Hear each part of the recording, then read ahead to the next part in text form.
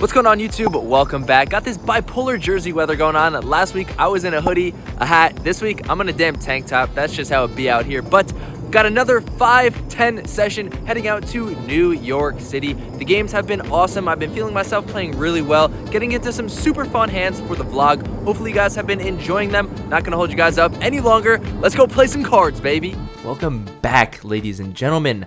Another 5-10 session. We started off in classic fashion, playing beautiful hands, but unfortunately whiffing the flops, so we tossed some money down the drain before we get into our first hand here with Queen Jack suited. My bad, unsuited, even better. We're in the cutoff, it folds to us. And as you can see, this is the range that we should be constructing, and Queen Jack offsuit is a perfect raise here. I'm just kidding. This is the furthest thing from a GTO vlog, but I mean, we raise. Pretty standard. The big blind makes the call. So as you can tell, he's got two really good cards, and he checks in the dark to a flop of King Deuce 3 with 2 hearts. I decide to c-bet, and he snap calls that c-bet. He's a pretty competent and thinking player. Maybe I really shouldn't attempt a bluff on him, but let's just see what the run out brings. The turn is the 4 of diamonds. Definitely a little interesting with all these low cards out there, because him being in the big blind could definitely have 5-6 suited, could have Deuce 3, 3-4 suited. But when he checks again, I do think I want to set up a triple barrel here. I'm gonna have all the ace, king, king, queen, and super strong hands here, whereas he's not. So I decided to bet $80, and my opponent snap calls once again. Definitely very interesting. He could just be snap calling with second pair, a middling pair to try to deter me from bluffing on the river, but you know, might not. Let's see what the river brings. And the river is super interesting. It's the 3 of diamonds. He checks it to me once again. I think it's a good and a bad card. Maybe my thought process is flawed, but usually when the board pairs, it's definitely not a card to continue bluffing on, but it does reduce the chances that my opponent has a set, has those 2-3 suiteds, 3-4 suiteds. And if I bet big here, I'm representing that I've got something super strong. I think it's good now to have a diamond in our hand. Like I said, this opponent does like to call down super light, so probably not the best opponent to bluff, but hey, that's never stopped me before. I decided to cut out and bet $220. I think I'm telling a pretty strong story that I've got something strong here. I could have backdoored into the flush myself, and my opponent doesn't give it too much thought before flicking in the call with King 9 offsuit. Good call, sir. Like I said, I shouldn't be bluffing this opponent, but I just never can get it through my head, right? Good old starting the session off down $400. Let's go! Time for probably the most frustrating hand of the night. We look down at pocket 2s in the small blind. Under the gun opens it up to $35. The button calls, I call, and the big blind call. So we're going 4 ways to a flop, and it comes 6-3 deuce. Bang, we hit a set. Haven't hit a set in a really long time. And as I say that, I'm remembering that I literally just got set over set, boat over boat like 2 vlogs ago. But anyways, you guys know what I mean. Always feels like too long from the last time you hit a set with like 2s, 3s, and 4s. So I decided to check. The big blind checks, hoping the initial raiser continues, but he checks. Can the button bail me out? And no, he checks. When you're looking to check raise, someone else has got to bet. Maybe we would have just called, who knows. Anyways, checks around, going to a turn, which is the 8 of diamonds. And when I say I'm getting coaching, these are the exact spots I want to get better at, I want to learn from. I don't know if I should be betting. I don't know if I should be leading the flop. I don't know if I should be check raising the flop. But once we check around and it gets to the turn, should I check again? Or since it seems everyone's uninterested and doesn't seem like they're going to be betting, should I just be leading? Should I be betting small here? Should I be going big here? What hands would I even be betting? Say I had something like ace 10 of diamonds. Would I be leading out with that hand here or looking to just check call or check raise? But as I always say, I can only show you guys what I did in the moment and then talk about it. So I decided to lead out for $115. The big blind folds. It's on under the gun, hoping he was trapping with aces or kings. He decides to fold. Can the button somehow have 2 pair, a straight draw, a flush draw? No, he folds. We hit a set and get 0 value. Ugh, one of the most frustrating things in poker. All right, things are getting a little too dicey. Let's make it real easy. Let's play pocket kings, huh? We're in the small blind. There's an open by the cutoff to $30. I decide to make it $85, and he makes the call, so we're going heads up, and we flop pretty good. King, jack, jack. think this one's going to be pretty easy to play. I actually decide to start it off with a check here, and my opponent does bet. He bets out for $80. Now, things are a little bit weird and dicey when you put yourself into a spot like this and you're out of position. Do you want to raise? I don't think so. I want to let my opponent just keep betting. Hopefully, if he's got a jack, doesn't matter what I do, gonna get all the money. So I decide to just make the call. The turn is an absolute brick, a deuce. Seems like my opponent wants to keep betting, so I check it over to him, and he does continue. He bets out for $125. And this is where things get a little interesting because my opponent only has about $600 left. But here's where I think I make a massive mistake. I actually decide to go a little exploitative, and I think my opponent is on the tighter side. He doesn't really bluff too much. So I do want to put in a small raise and get in the money now if he has a jack. But I don't know, maybe some flawed thinking because there's just not too many jacks left in the deck. So the only way to get any value with obviously him not having a jack is to let him bluff. And the only way to let him bluff is to give him rope. Shutting down the bluff by raising is not going to get us paid. But anyways, I decide to raise it up to $275, praying my opponent has got that jack, but he folds. So frustrating. On to the next one. Well, if kings don't work, maybe aces will. Let's go. Last vlog, we got tons of aces and kings. This vlog, kings and aces already off to a good start. We're in the best spot to be able to re-raise. We're in the big blind. Under the gun opens to $25. Great start, but it folds around back to me. We obviously are going to 3-bet, not going to slow play. I make it $75, and he folds. Oh my goodness. Time for the hand of the vlog. Let's go. It's with king queen suited, and we get into one of the most interesting spots we've got into in a long time here. The cutoff decides to open it up to $30. Definitely going to 3-bet the beautiful king queen suited. I make it $85, and when it's back on my opponent, he thinks, and he decides to 4-bet this one to $250. And although this is a pretty loose, fun, splashy game, still 4-bets are never really light. But in position, got a good hand to call. He didn't even really make it that big. Probably should be going like 350, maybe 400, not really sure. Anyways, I decide to flick in the call. Let's go heads up to a flop, and the flop comes king 6 rainbow. Oh my goodness. We could be in for a massive one here. He could be thinking he's fine with pocket jacks, pocket tens, pocket aces even. The only thing we're losing to is ace king.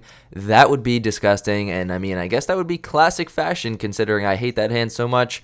Guess it'll work out for someone else, not me. But with a little over 500 in the middle, my opponent decides to bet here, but only for $100. Super weird. Maybe he's just trying to throw out a feeler bet with jacks or tens or queens. Don't think we can raise here. I decide to just put in the call. I think it would be kind of weird to raise here. The turn is the 4 of diamonds, bringing in a diamond flush draw, and now my opponent checks. All right, let's think about this. Betting small on the flop and checking the turn. I don't think he's going to be doing that with ace king. Maybe I'm wrong, but don't think he's going to be doing that with pocket aces unless he's trying to set a trap. I think he's going to have a lot of high pocket pairs here, something like queens, jacks, tens. Maybe if he did go for that light 4-bet with something like jack 10 suited, we're obviously blocking a lot of like ace queen suited, king jack suited. Maybe he went for something spicy, 8-9 suited, 9-10 suited, 7-8 suited. That's probably not diamonds, or else he would have continued. So I think no matter what he's got here, I think we love a check back. I think it'll allow him some rope to bluff on the river. Or if he checks again and he does have one of those pocket pairs that's just pot controlling, afraid that I've got the king, I can bet massive on the river, making it look like such a super bluffy line, and he can snap call with any of those pocket pairs. So I decide to check back. Let's go to a river. River is clean, one of the biggest bricks in the deck, the deuce of clubs, and he checks it again here. So it seems like he's either completely giving up with one of those just, 4-bet bluffs, or he does have some sort of value like, nines, tens, jacks, queens, could even have aces. And if he's got those hands, let's try to get paid. I want to go big. I bet right around the size of the pot, $650. And my opponent snap calls. I show the king queen. And after the hand, he told me that he had pocket jacks, so we were spot on. I think I absolutely love how I played this to get max value. Let me know what you guys think down below, and on to the next one. Speaking of our arch nemesis, our good friend ace king. Same player opens to $30. We 3-bet him again to $85. He makes the call, so going to a flop. You guys don't even need to hear it. No ace, no king. He checks it over to me, and I decide to check this baby back. going to a turn, which is the ace of hearts. Oh my god, this is a legendary moment. Everybody stop what you're doing. We've got ace king, and we hit an ace or a king. Wow. He checks it over to me. And you know what's so funny? Ben Deach said this a long time ago. It's so hard to get paid with ace king because everyone always thinks, oh, he's got ace king in his range. So even when you hit, you don't get paid, and when you bluff, you usually get picked off, so this hand sucks. And it's so weird because you gotta put some money into the pot now, can't just check and then throw a little bet in on the river. No, you gotta try to get some money in, but it's like pretty obvious that I've got the ace, so I bet $60, and no shock, my opponent snap folds. On to the next one. We pick up a small pot with maybe the second worst hand in all of Hold'em, the Jiggities. And then we get into a little pot here with pocket fives. We're in the small blind. Open it up to 30 when everyone folds, just the big blind makes the call, and we flop a set. Let's go. Could decide to check raise, I don't know. I decided to just c-bet here for 30, and he folds. Oh, that's nice. That's twice in one session where we flop sets and get absolutely zero extra dollars. Pretty good player I am, huh? I get in there with the good old Octo Crab. I don't just play aces and kings. Shout out to Cairo. Then I decide to, get one of my classic little punt bluffs in, get snap called on the river with a king. So, toss about $250, $300, $400 down the drain. Who's even counting at this point, right? And I decide, you know what, screw all this bluffing garbage. Let's go back to aces, huh?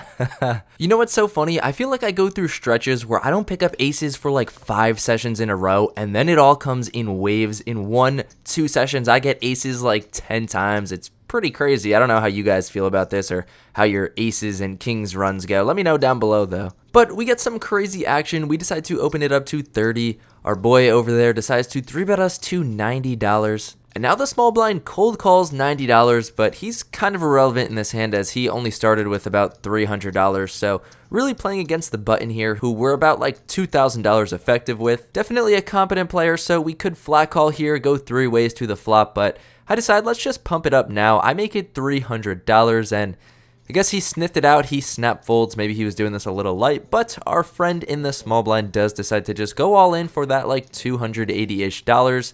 Obviously, I let him know you're in pretty rough shape, so gonna head to the run out, the turn, and the river.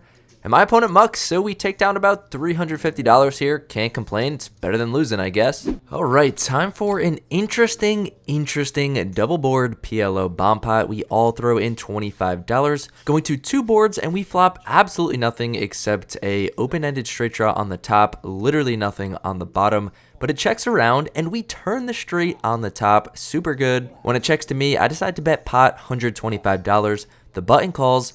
And now the next player decides to raise to $500. So probably should let this one go because there's not really going to be too many clean rivers on the top where we've got the nuts. And we've got absolutely nothing on the bottom board except for jacks, so those probably aren't good. But I decide to gamble and put in the call. I figured if the top river is clean, maybe I can bluff him off of a hand. I don't know. But yeah, like I said, put in the call. Button decides to fold, and we get probably the picture-perfect worst river in the deck on the top, the 5 of clubs, but there's also a 5 on the bottom, so how many full houses is he going to have? I don't really know, and now he decides to check it over to me. Do we just take our showdown value here and check back?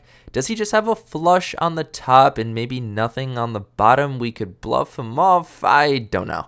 I decide to check it back. I say I've got a straight on the top, and my opponent says, me too.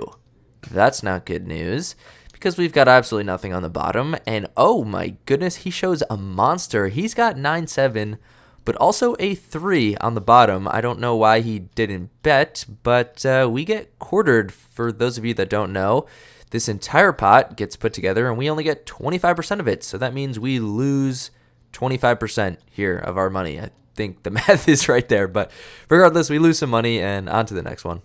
All right, drum roll please. How much did we make? $70. Super up and down session, was super card dead and just losing a lot of hands after that big king queen hand, but I've been trying to spend some time in nature before it gets too cold out here. Been trying to perfect and get better at my mental health as well as my physical health, getting back into the gym, kind of just getting back into the swing of things, feeling like myself again. Was losing a little bit of motivation, but thanks to all you guys, consistency breeds motivation. Keep being consistent. I appreciate all the love. Gonna keep grinding, gonna keep getting better, gonna keep releasing these vlogs. Hopefully you guys have been enjoying them, enjoying the high stakes, and hopefully you guys have a good week. I'll catch you guys next week. Peace.